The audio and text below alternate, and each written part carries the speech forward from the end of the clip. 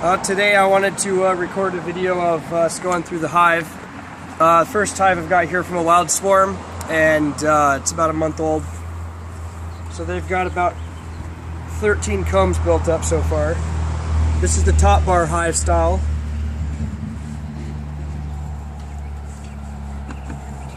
And so these first few bars, this is the back of the nest. The entrance is up here in the front.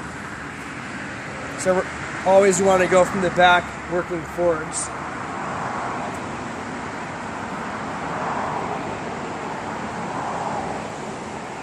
And these guys are just started building some comb here.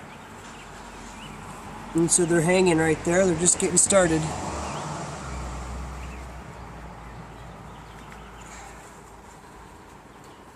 We'll see if we can see the queen. I just want to know what's going on.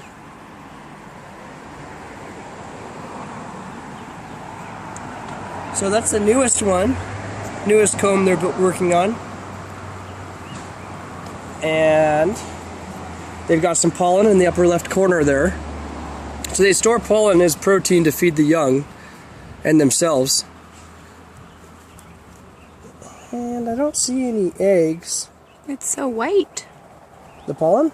No, the comb. The comb, yeah. The comb is very white. It's brand new. new. Little perfect hexagonal squares. I don't see the queen here. No, she's not usually in the back, is she? Yeah.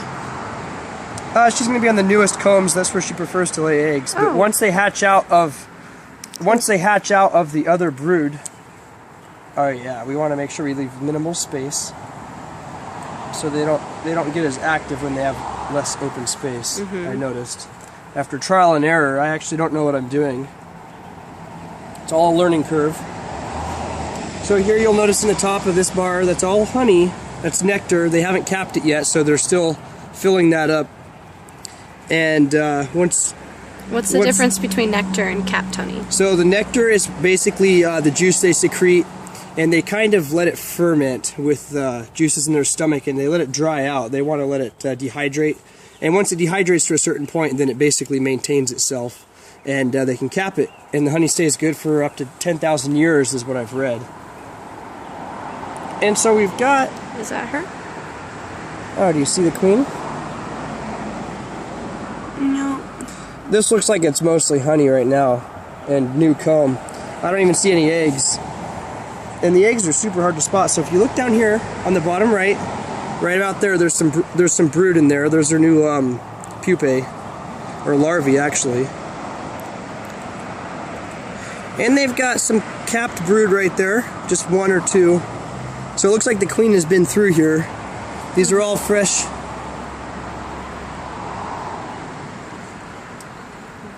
It's all fresh brood. So be very gentle. These guys are easy to work with. There we go. It's not easy to upset. Okay, now we have capped brood. Now you notice they keep their honey up at the top. Once the brood hatches out, if you look in the middle, there's some open combs. The open cells. Those open cells are where the actual bees hatched out of. They'll fill those in with honey. So this will be a honeycomb once they get done. So there's babies at the bottom there.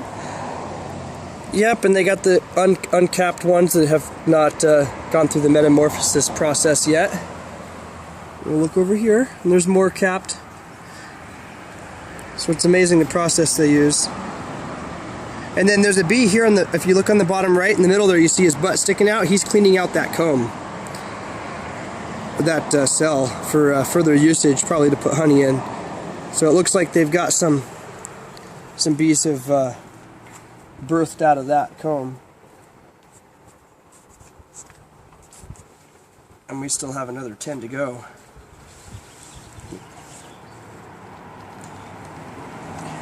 They got this sealed up with propolis, basically bee glue they use, so they don't have any openings. They don't like to have openings. Well, we got a guard bee here who's checking me out. So the queen must be nearby. Yeah, just carefully. More bees are paying attention to me. I don't like getting stung. They've done pretty good so far. Now here we go. Lots of capped brood. And you see they're backfilling all the empty spots with honey, it looks like to me. And there's some pupae in there too. No queen yet. You turn it? Maybe she's on the back side? Oh no. It's important when you pull these combs out, you put them back just the way you found them. If you were to reverse one of these, what I've read online, not having experienced myself, that it can cause the comb basically not to get properly taken care of and bees would die. So here you have capped honey at the top. So there's the capped parts, it's white wax, that honey is finished. And as the brood hatches out, they'll fill this all back in with honey. At least that's the going rumor from what I've read and seen online.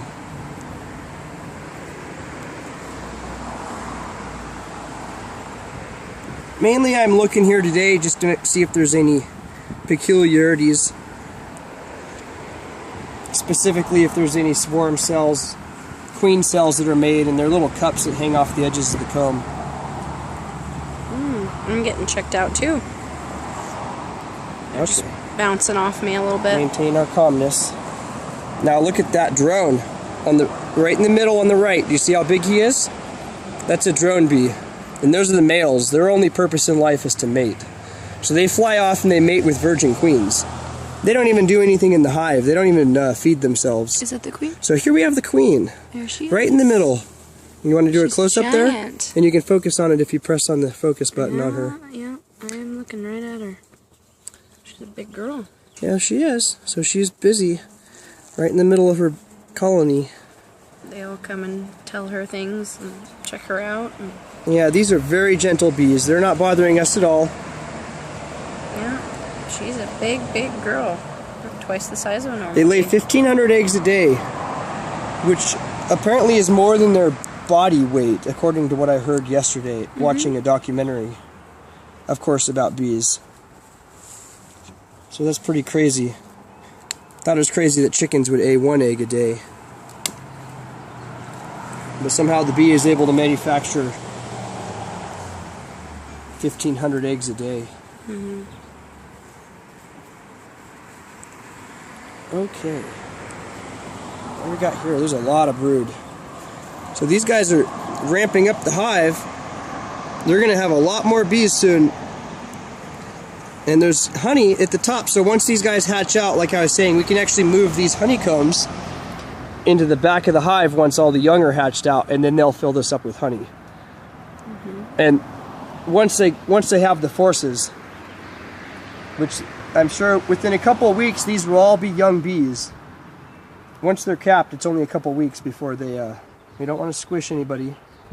So the thing I like about the top bar hive, the reason why I decided to go with the top bar hive style of beekeeping, it's easy to work with the bees without angering them. One comb at a time. And it's easy to prevent squishing them. And there's other ways of keeping bees that are more commonly used. I feel like it would be harder to prevent angering the bees and squishing them when inspecting the hive. Also, it's nice because you're not working with a prefabricated piece. They're making their own comb. Look at all of that. All of that is pollen and honey mixed together. So you can see all the different colors in there, where they've stored their pollen up at the top, and then they're making fully finished honey at the very top that's capped, and then nectar, and then it looks like switching over to pollen stores. And that's all fed to the young bees. And what would the advantages be of the bees making their own comb? The reason why we want them to do their own comb like this, which is the natural way, is because they're actually, by nature, they sweat out wax. And so there's some styles of beekeeping where they don't necessarily get to build their own combs. And nature intends, what makes them happy is being able to build their own combs and use their wax. And also the cell size? Yes, and good point. Another advantage is to prevent the Varroa mite, which has been a problem in the United States with killing the bees. Being able to make their own cell size, if the cell size is determined by a foundation, the cells are too large, and when the young bees are in there, they get attacked by these mites, but the mites don't fit when the bees make their own cells. So the cells would be naturally smaller than the commercial beekeepers would keep them with the foundations. And so the top bar hive is more natural for the bees. Allows them to build their comb sizes the way they see fit, with the cells the right size as far as they're concerned, versus being determined by the beekeeper who wants more honey production.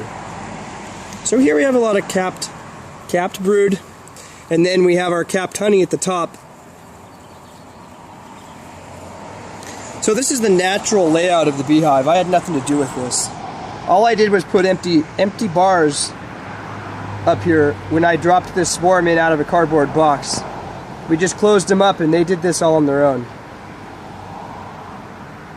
And this is just how they this is their natural layout. Okay, we gotta try to